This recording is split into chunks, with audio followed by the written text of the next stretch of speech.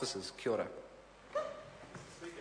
I call the honourable member Chris Hipkins. Thank you very much, Mr Speaker. I'm happy to take a call on Government Notice of Motion number 3, which deals with the financial appropriations for the Office of Vote, Audit, Vote, Ombudsman and Vote Parliamentary Commissioner for the Environment, and I want to talk about each of those agencies respectively. I want to start with the Parliamentary Commissioner for the Environment and begin by noting some of the really important work that the Parliamentary Commissioner for the Environment has been engaged with and is engaged with, and the growing importance of many of the issues that she has been working on. If we look just over the last little while, the last couple of years, we've seen very useful and valuable reports from the PCE on issues like 1080, biofuels, water quality, and of course we've now got some work being undertaken in that area around fracking. And I think that increasingly issues that the Parliamentary Commissioner for the Environment is working on, is monitoring and is investigating are coming more and more to the fore in terms of the public's consciousness and in terms of the range of political debate that we are having. And so I think potentially the role of the Parliamentary Commissioner for the Environment is going to become a more and more prominent one in this institution, and I think that's something that we welcome on this side of the House very much. It's important that we ensure the Parliamentary Commissioner for the Environment is adequately resourced, and this resolution before the House is one of the ways that we can do that.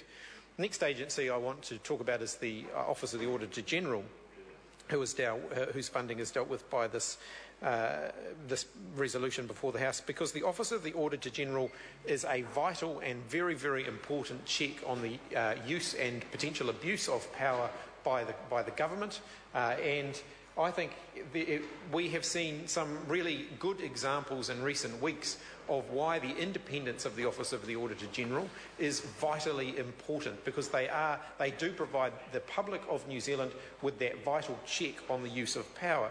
We've seen the Auditor General announcing that they are investigating ACC.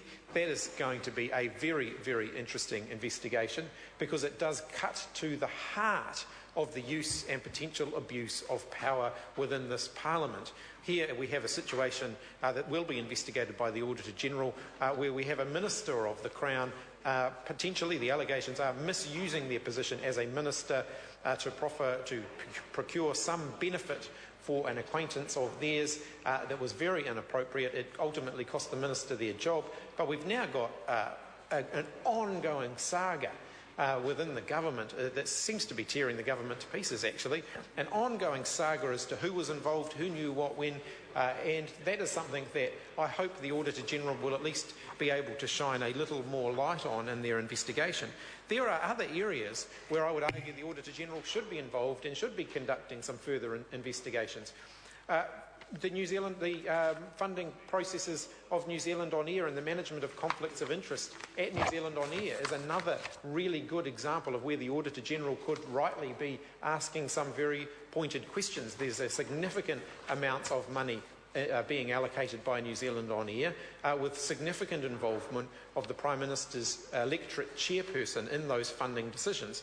That is something that the Auditor General should be looking at and should be concerned about. These are not insubstantial amounts of money, and it is in a highly political time, for example in the run-up to an election period, the appropriateness of somebody holding such high political office being involved in decisions around what political documentaries are and aren't screened in the weeks before an election raises real concerns, and that is something that we on this side of the House, I think the Auditor General may well want to look into. There is another contemporary issue before the House today. It was before the House during question time today, and that is the appropriateness of the government's actions with regard to the Sky City Casino. And that is something that we could ask the Auditor General at some future point to look into, whether in fact ministers have acted appropriately at all times in that investigation, whether or not all of the decision making around that has met the thresholds of transparency and accountability that this Parliament should be demanding of its ministers. Those are issues that could be investigated by the Auditor General. All the more important that the Auditor General is adequately resourced to do that and to be independent in its operations, and it is the responsibility of this Parliament to make sure that happens. I want to turn now to the Office of the Ombudsman, And I have some real concerns that this resolution that we are debating now does not provide the Office of the Ombudsman with sufficient resourcing to do the job that they are requiring. I know from the comments made by the Speaker in the debate that the Office of the Ombudsman have been given all that they have asked for. I don't think they asked for enough. And I'm really surprised because the financial review of the Office of the Ombudsman presented by the Government Administration Committee was actually very specific around this stuff. It was quite alarming when we read what they said. They talked about the office considering itself to be in crisis. They have a budget that it was established for a workload of between 800 and 1,000 cases at any one time, and they are now telling us that they are dealing with between 1,600 and 1,800 cases at any given time. That is significantly more than what their budget is established to deal with. It is so bad, in fact, that they have 300 cases that have not even been assigned to a case officer. In other words, they're sitting in a drawer, no one is even looking at them because they simply don't have enough resources to deal with that. That is something that this Parliament should be incredibly concerned about, and we should be taking more action to deal with that. They have 1,854 live cases on hand. That was as at the date of this report, which being presented to by the Select Committee. They are failing to meet some of their deadlines. They are talking about the fact they have a lack of resources. They have noted to the committee that cases are becoming increasingly complex and require longer investigation. So not only are they dealing with more cases, but they're dealing with more complex cases. And the Ombudsman's Office have rightly argued that complainants would rather that the Office were right in its judgments than they made swift judgments. But that requires us as a Parliament to ensure that they have sufficient resources to get it right, to be thorough in their investigations, and it would appear from what the Select Committee are telling us that this Parliament is not living up to its obligation to do that. They are also struggling to communicate what they are doing. The Government Administration Committee's report notes that the Ombudsman, because of a lack of resources, is not able at the moment to publish case notes or the Ombudsman's quarterly review. These are really important things that the Office of the Ombudsman does. The case notes and quarterly review deal with a wide array of issues and provide really important guidance to government departments, government agencies, those dealing with official information, those dealing with really important processes, provides very important guidance to them. The fact that the Ombudsman's Office are unable to deal with these issues at the moment is something that we on this side of the House are very, very concerned about.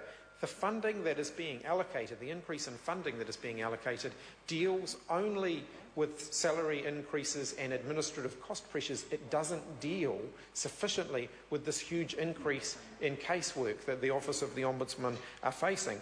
There have been no movement in staff salaries since 2007. I'm glad that the request for extra money will help them to deal with that, but it's not going to resolve the wider issue. The Office of the Ombudsman are likely to face significant increases in their workload as a result of public sector reform currently being undertaken by the government, because with this rhetoric coming from the government about moving resources from the back office to the front line, well, complaints processes, quality assurance processes, many of those are what this government would deem to be back office services. So we're going to see more complaints coming through to the Ombudsman as the resources to provide those vital quality assurance and complaints processes are being choked off from the government sector. And I think the Government Administration Committee, and bear in mind that this is a unanimous report from a cross-party select committee which included national members. The Government Administration Committee reports the Office believes that reductions in agency compliance service staffing will reduce agencies' ability to handle complaints and may adversely affect quality assurance in practice and process, leading to errors, misjudgments, maladministration and potentially corruption. These are pretty strong words to be coming from the Office of the Ombudsman. These are very strong words to be coming from the Office of the Ombudsman, and we are not resourcing them sufficiently to act as a safeguard, to act as that check on the use and abuse of power that they are set up to do. So at the moment, our rhetoric around the importance of the Ombudsman looks very hollow unless we're willing to actually stump up and provide them with the funding that they need. We're not doing so at the moment. We're not resourcing the Office of the Ombudsman sufficiently. That needs to be addressed. I call the honourable member